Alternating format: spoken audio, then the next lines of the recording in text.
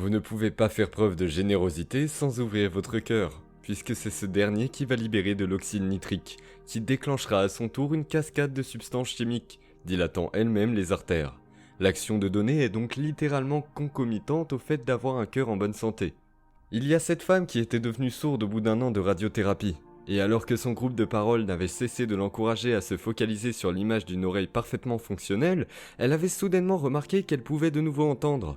Nous avons eu de nombreux autres cas de cancer où l'effet de groupe, grâce à son condensé d'amour et d'altruisme, permettait de se détacher de soi en se concentrant sur les autres membres de l'assemblée ou quelqu'un d'autre, pendant un certain temps au moins, nous aider à surmonter nos problèmes personnels.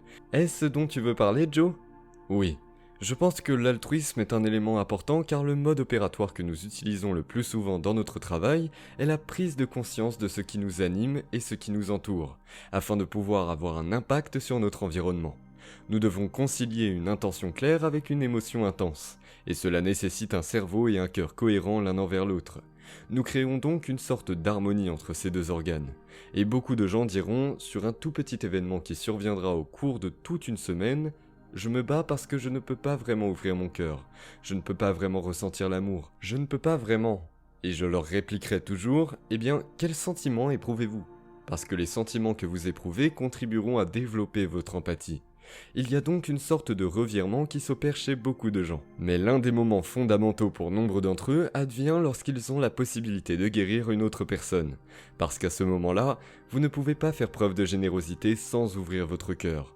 Puisque c'est ce dernier qui va libérer de l'oxyde nitrique, qui déclenchera à son tour une cascade de substances chimiques, dilatant elles-mêmes les artères.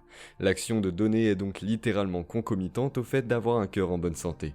Et alors que nous commençons à ouvrir notre cœur parce que nous donnons, nous accomplissons également un acte altruiste, car nous prêtons attention à quelqu'un d'autre que nous-mêmes. Au moment où les gens qui ont essayé de ressentir de l'amour toute la semaine concentrent leur attention sur quelqu'un d'autre, ils se rendent compte qu'il ne s'agissait jamais d'aimer cette personne. Et c'est à ce moment qu'ils pouvaient s'extraire d'eux-mêmes et donner à une autre personne et aimer une autre personne dans la vie. C'est à ce moment qu'ils réalisent que c'est exactement ainsi qu'ils doivent ouvrir leur cœur. C'est-à-dire pratiquer le don de soi et en même temps ouvrir son cœur, en dépit de toutes les substances chimiques archaïques de peur, d'agression ou de douleur que notre organisme fabrique et qui ont provoqué une excitation dans le corps pour déstabiliser son équilibre interne. Lorsque tous les éléments de votre environnement indiquent que votre cœur est naturel, alors vous devez faire quelque chose de surnaturel. Et nous devons nous entraîner à rentrer dans cet état où nous pouvons aller à l'encontre de ces produits chimiques de survie et former notre corps à se sentir suffisamment en sécurité pour être plongé dans cet état créatif. Et encore une fois, enseigner aux gens comment faire cela souvent les oblige à se dépasser. Les produits chimiques de survie et les hormones du stress nous rendent égoïstes. L'acte de donner est un acte altruiste. C'est cet acte même de donner et d'ouvrir notre cœur qui commence réellement à nous guérir. Je sais que vous l'avez vu plusieurs fois, nous le voyons si souvent. Lorsque les gens guérissent une autre personne, ils sont guéris eux-mêmes par le processus parce qu'ils sont dans un état si élevé que le corps éprouve réellement l'émotion de la guérison. Et cela change leur biologie et leurs gènes. Nous avions une personne qui était en dialyse depuis des années, qui prenait un traitement et qui est sortie de sa dialyse juste en guérissant une autre personne. Ce que je veux dire, c'est que les gens doivent savoir jusqu'où ce processus peut aller. Parce que si vous vous présentez tous les jours dans les groupes d'expérimentation d'intention et que vous voulez être profondément efficace dans cette guérison, mais que vous ne le faites pas pour vous créer une autre identité, si vous le faites pour avoir une ressource ou une compétence que vous pourrez utiliser pour les gens de votre entourage et ne rien vouloir en faire, sauf pour écouter l'histoire de cette personne comme vous, laissez tomber les groupes de guérison du monde entier. J'adore écouter l'histoire de cette mère venue me raconter comment sa fille, qui ne répondait pas et ne pouvait pas établir de contact visuel à cause d'une anomalie congénitale, avait pu, après 3 ou 4 guérisons, regarder sa mère, ses frères et sœurs, et commencer à parler. Mais ce n'est pas ça qui compte le plus. Ce qui compte le plus, c'est l'émotion de ceux qui guérissent. Quand ils sont assis là, et que tout le monde a les larmes aux yeux parce qu'ils savent, à un certain niveau, qu'ils changent la vie de la personne. Et nous le faisons pour ce sentiment. Donc, chaque fois que vous réussissez, ou chaque fois que vous pouvez changer la vie d'une personne, lorsque vous célébrez l'émotion d'une mère dont l'enfant lui répond, à elle et à ses autres enfants, et que vous êtes tous au téléphone ou tous sur Zoom en train de pleurer, alors cette émotion, j'en suis certain, vous aide à guérir pour les prochaines fois, vous permet de vous plonger encore plus dans ce sentiment. puis finalement d'éprouver ce sentiment tout le temps. Et vous vous sentez tellement entier et tellement connecté, et donc si amoureux de la vie, que vous ne voulez plus rien, vous n'êtes plus en décalage. Alors la seule chose que vous voulez faire est que les gens ressentent ce que vous ressentez. Et la seule chose que vous pouvez faire lorsque vous ressentez de cette façon est de donner à votre tour. Et plus vous donnez, plus vous recevez de cette énergie. Et plus vous ressentez cette émotion, et à partir de ce moment, les gens ne le font plus pour une autre raison, mais parce qu'ils veulent se sentir plus aimés. Ils veulent ressentir davantage ce sentiment et mesurer ensuite les changements qu'ils peuvent provoquer dans la vie d'une autre personne. Ça change radicalement la donne, je pense. Oui, tu as totalement raison, Joe. Il y a tellement de sciences qui attestent de la force de l'altruisme.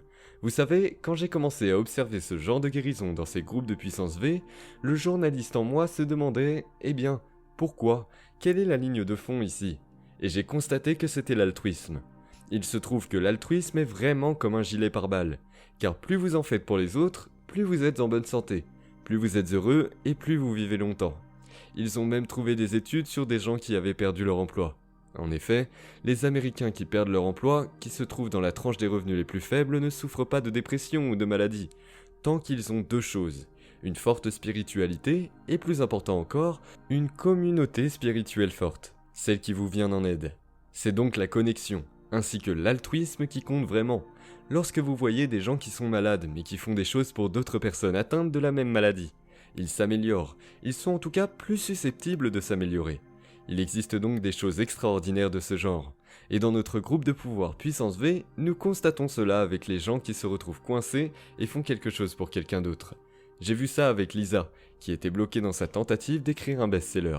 Elle était une praticienne de la carrosserie et elle voulait écrire un livre sur la guérison des traumatismes. Elle avait de très bons principes, qu'elle appliquait à elle-même. Elle voulait dire que des gens n'avaient jamais écrit de livre avant d'être passés par au moins 3 éditeurs différents. Et le groupe dont elle faisait partie n'allait nulle part. J'ai donc finalement dit, Lisa, extirpe-toi de toi-même et tourne-toi vers quelqu'un qui a plus de problèmes que toi, qui a besoin d'aide. Et c'est ce qu'elle a fait. Elle s'est intéressée à quelqu'un qui avait de gros problèmes financiers et à la fin de cette journée, elle a eu cette envie incontrôlable d'aller dans une boutique, alors qu'elle n'avait rien besoin d'acheter. Mais elle y est allée quand même. Et c'est alors qu'elle est tombée sur quelqu'un à qui elle avait été présentée auparavant. Cependant, ce qu'elle ne savait pas, c'est que la femme avec qui elle était en train de parler était ce qu'on appelle un coachbook. Quand elle a entendu parler du projet de Lisa, elle a proposé de l'accompagner tout au long du processus, y compris pour la partie marketing. Le résultat est que Lisa a écrit un best-seller Amazon, et cela se produit sans arrêt. Dès que je vois que les gens lâchent prise et commencent à aider quelqu'un d'autre, alors quelque chose dans l'univers se remet en place et un sentiment de dignité naît en eux parce qu'ils apportent de l'aide à cœur ouvert, sans attendre de retour. Cela semble être le remède. Maintenant, je vois beaucoup ça avec la force des groupes de puissance V, car c'est en soi un groupe. Vous devez faire attention aux autres personnes, puis votre tour viendra. Vous devez donc être altruiste. Je le vois aussi dans les grandes expériences d'intention que je réalise. Pour les auditeurs du côté de Joe qui ne savent pas ce que je fais, depuis 2007, je dirige une chose appelée l'expérience d'intention. Je travaille avec des scientifiques du monde entier et de temps en temps, j'invite mes lecteurs, ou un public réel si je parle quelque part, pour envoyer une intention à une cible bien contrôlée.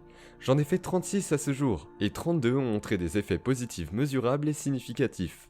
Les plus récents que j'ai faits, cependant, ont cherché à guérir les communautés polarisées. Ce n'était donc pas par conception mais par accident. J'ai mis en place une expérience d'intention où je voulais mettre des gens polarisés dans le cadre d'un appel Zoom qui serait diffusé sur Facebook et ailleurs. Le 17 janvier, pour l'inauguration, il s'agissait de réduire la violence. Cependant, comme j'avais organisé cela avant le 6 janvier, je ne savais pas qu'il y allait avoir cette énorme tempête sur le Capitole. Mais ce qu'il y a de plus étonnant dans ce groupe, c'est que j'avais des républicains, des démocrates, plusieurs afro-américains, j'avais un représentant de la police, ou bien encore quelqu'un qui croyait que la Covid était un vaste complot. Nous avions donc un large panel de personnes très différentes les unes des autres. Et pourtant, elles sont toutes venues et l'ont fait ensemble. Et nous avons tous trouvé ça extraordinaire. Par la suite, les gens ont ouvert leur cœur, s'envoyaient de l'amour. Ces gens polarisés commençaient à se connecter entre eux. Et cela s'est également produit dans une grande expérience d'intention que j'avais faite à Jérusalem il y a quelques années, où nous avions des Arabes et des Israéliens. Et au cours de l'expérience, peu importait la religion, parce que la cible était l'acte de se réunir en soi, dans une prière laïque, pour aider leur cœur à s'ouvrir à autrui. Et quand vous regardez la science à ce sujet, et que vous regardez ce qui se passe avec le nerf de Vegas, quand vous faites quelque chose de compatissant ou d'altruiste, ça s'allume tout à coup et tu sais tout à ce sujet, Joe. Ça vous aide à vous connecter davantage avec des gens qui ne vous ressemblent pas. Donc, l'une des choses extraordinaires à propos de l'intention du groupe est également cette capacité à guérir le cœur et à laisser le cœur s'ouvrir aux autres. Et quand j'ai interrogé des gens qui faisaient partie de cette expérience il y a quelques semaines, j'ai découvert que les gens disaient qu'ils ne s'inquiétaient plus de la Covid et qu'ils étaient moins sur la défensive lorsqu'ils parlaient à quelqu'un qui appartenait à un autre parti politique. Il y avait aussi toutes sortes de guérisons en cours. Les gens ont surmonté des migraines et ceci et cela, et c'est, je pense, grâce au fait de se réunir tous en groupe en faisant quelque chose. Vous savez, ce n'est pas seulement une bonne chose à faire, c'est la seule chose à faire. C'est une chose essentielle à faire pour votre propre guérison, et pour celle de tout le monde. Oui, absolument. Très bien.